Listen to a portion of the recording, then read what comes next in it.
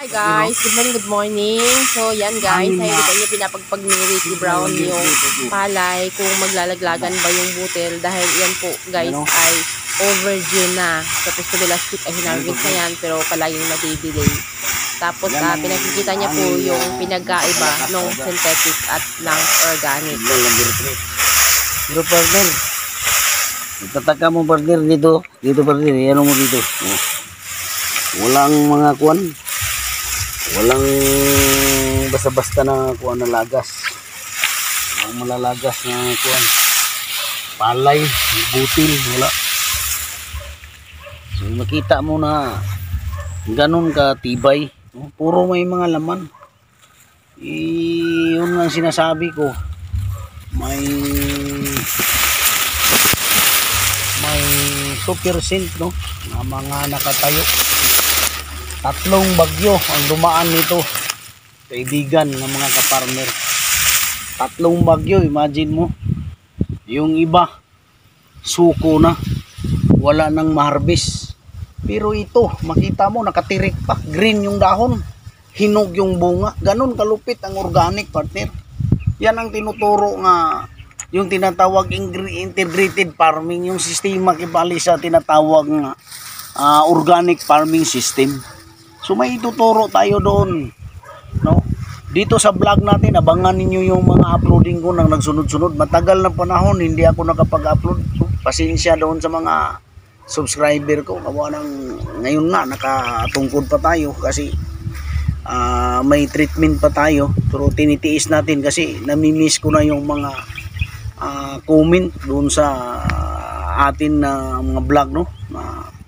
Imposible mangyari pero maraming beses na mga ka-farmers nangyari ito na itong palaya na ito hinahabol natin to nung nakaraang season na wala nang pag-asa. Si Edwin Sumailo, kung natandaan nyo mga kaibigan, no, mga ka-farmers, Edwin Sumailo yung may-ari nito.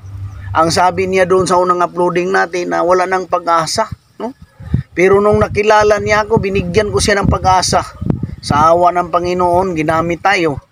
So nangyari ito na nagkaroon siya ng maraming harvest. At ito ngayon, pangalawang gamit niya. Dumaan na naman ang matinding bagyo.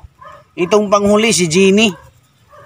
No, grabe kalakas. Pero nanatiling tumayo na wala talagang nangyari sa palay. Green pa, partner, pero hinog na yung bunga. Bukas i-harvest ito. Tingnan natin kung nag-increase ba siya kasi maraming winala dito. But actually partner, ito ay delayed na sa edad niya dun sa maturity ng palay. Supposed to be for harvest na siya. Kaya laang ay nakiusap na kung pwede ma-schedule ng Sunday. So extend na ito ng 1 week. Kumbaga dapat nga nung pinagpag mo siya ay naglalaglagan na yung butil pero hindi pa rin nagawang magkaroon ng laglag dahil sa ganitong kalagayan nga green pa po yung kanyang dahon o matibay pa yung pundasyon ng palay. Partner. So idagdag ko partner na explanation bakit green ang dahon tapos ang bunga niya ay napakahinog na pero pag ipagpag ganina pinagpag hindi talaga malaglag.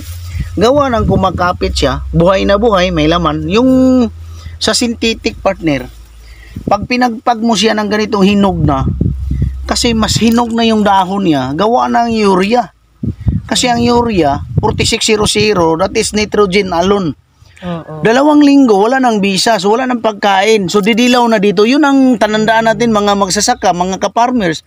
Pag dumilaw na yung dahon, kasi ang root niya nandun kumakain sa lupa, ibig sabihin wala nang pagkain. So ang bunga, wala na din pagkain. So ang sistema doon, namamatay, nalalanta, biglang nagtuyo. Kaya pag ipagpag siya, partner, patay siya, laglag siya. So yung sinasabi mo may natutunan ka.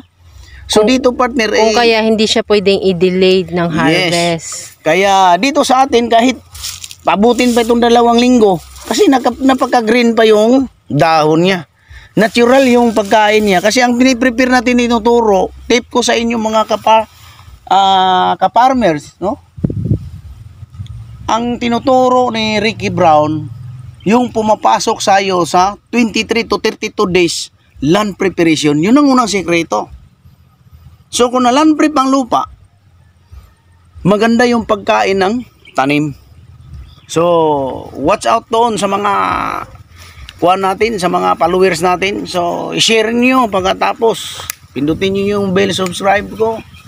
So, sundan niyo lahat yung uploading ko kasi babalik na si Ricky Brown. So, maraming salamat at magandang umaga sa inyong lahat.